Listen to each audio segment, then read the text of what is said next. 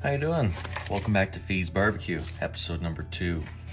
Today we're going to be smoking an entire Peameal bacon roast, we could say, or a chub. I like to call them chubs. So here we've got a whole cured pork back rolled in cornmeal. So what I'll do is I'm going to cut this baby up. Weighs about 6 pounds, so I'm going to cut it in half so it's easier to manage on the barbecue. Throw it on the smoker, be about a 5 to 6 hour cook probably.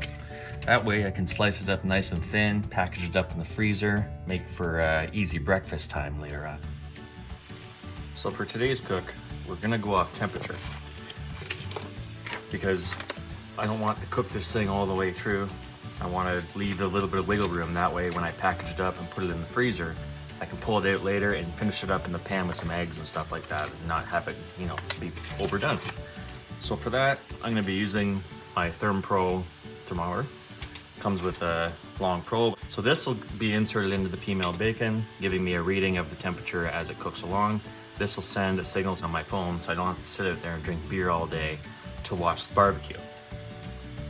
I'm gonna sit out there all day and drink beer. Today I've got the Weber kettle set up in a snake method, as I mentioned in episode 1. Pile the briquettes neatly around the perimeter of the bowl and then stack the wood chips on top. So I've got my bottom vents about a quarter of the way open. They'll give a constant low temperature through the entire cook. Apple chips and hickory chunks will give the best smoke flavor possible for our Peameal bacon. Ready to start our Weber kettle here. I've got a lighter pack sitting on the bottom and some used charcoal from last night in the chimney starter. Might as well reuse what we can. So we'll spark this baby up and get those coals going. Just set the chimney on top of there and let her roll.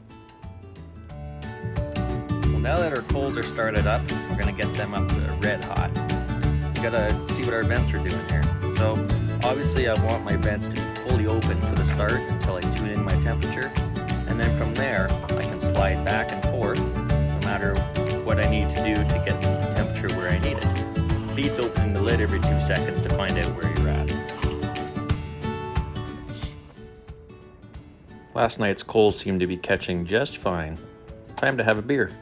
Okay, so we've got the grill fired up. We got our coals arranged, our wood chips down, our water pan in.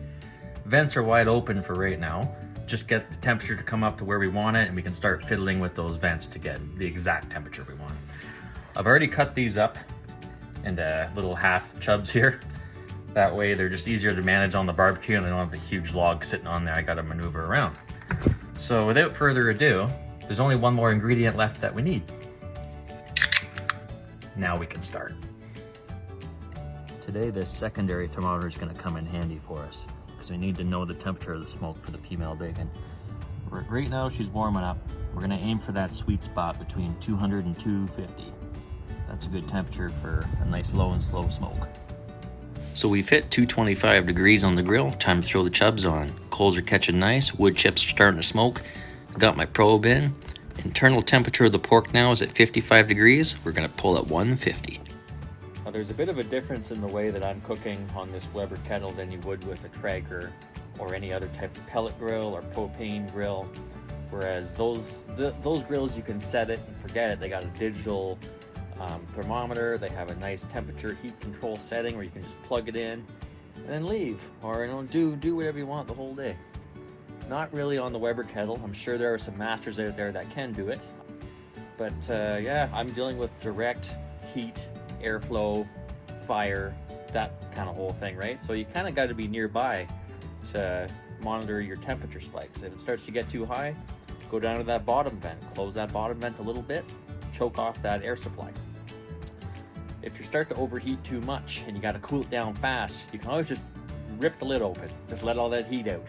You might get a flare up or two, but it'll beat having it climb and climb and climb and you have nothing to do about it. It doesn't really bother me all that much. I can just sit here and enjoy nature with a nice cold beer. So we're hovering right around that 225, 235 mark. Now this is just my preference, but I like to see a little bit more smoke pooling out of there, Let's check these babies out. They're getting some nice color. The snake method has begun. So we'll just peel this little grate back, throw some more hickory chunks on there. This, another big chunk of hickory. Let some airflow get at that. Let them spike up, catch on fire, smother it back out, and we'll keep on going. Looks like it's time for another beer. So currently we're about an hour and a half into this cook. Still holding right steady at just over 225. Top vent's about 3/4 open. Bottom vent's sitting at about half right now, which is doing okay. So about an hour in, check this color out. Snake is barely even started, which is fine. Better to have more than less, right? So in this jug, I've got apple cider vinegar. And what I like to do is when it starts to look a little dry, I just spray it down a little bit. It doesn't want to dry out on me. Just keep everything moist. We like the word moist on this channel. Yeah, let that spike up a bit. Nice little wood flame caught there. Smother it out here soon and keep on smoking. We're at a temperature on the inside about 96. So we still got a ways to go, but that's all right. We got nothing but time. The internal temperature of cooked pork is 165, but today we're pulling at 150. Right now our internal probe is sitting at 123, so you know what that means?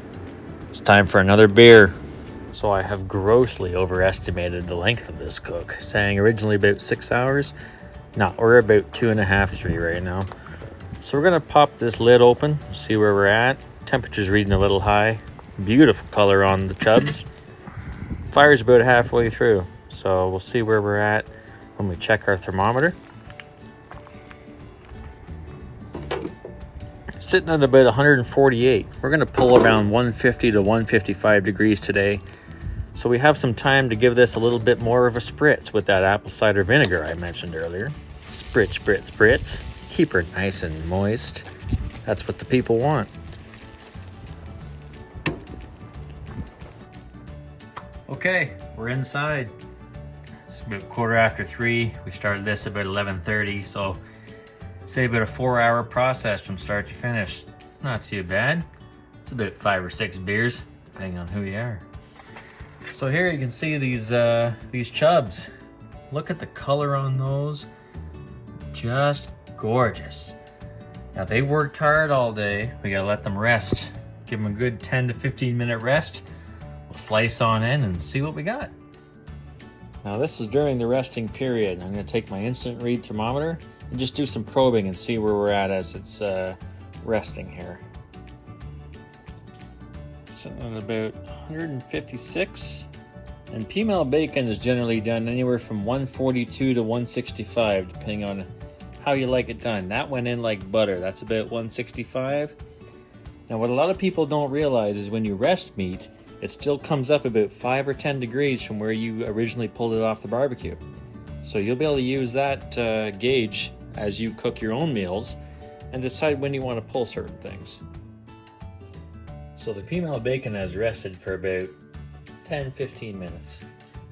We're going to be slicing into this with a handmade knife I received from Mark Vass of K-Town Custom Cutlery. Beautiful handmade blade, a walnut handle, good with good texture to be able to grab it when your hands are wet and greasy. Perfect cut every time. Let's take a slice in and see what we're dealing with here. Oh, perfect. Look at that color. Look how moist that is. We like moist, right? So what we're gonna do here is we're gonna slice little packs up, be able to wrap them up in packs of 2, be able to saran wrap them together and freeze for meal prep. That way breakfast is cheaper, you get smoked Peameal whenever you want it. Look at that. Oh my gentle Jesus. She's beautiful. Nice good crust on there. Get about a 1/4 inch thick slices. And we're in the game. Beautiful, just beautiful. Thanks for tuning in of episode 2 of Fee's Barbecue. If you want, follow me on Facebook, Fee's Barbecue. Send me suggestions. Hey man, smoke this. Hey man, smoke that. I got 2 weeks off every month from work, so fill my schedule. So I've got her all sliced up now. juice leaking absolutely everywhere. But look at that super moist Peameal bacon that you can now section up into 2 packs and throw them in the freezer for an easy breakfast in the future.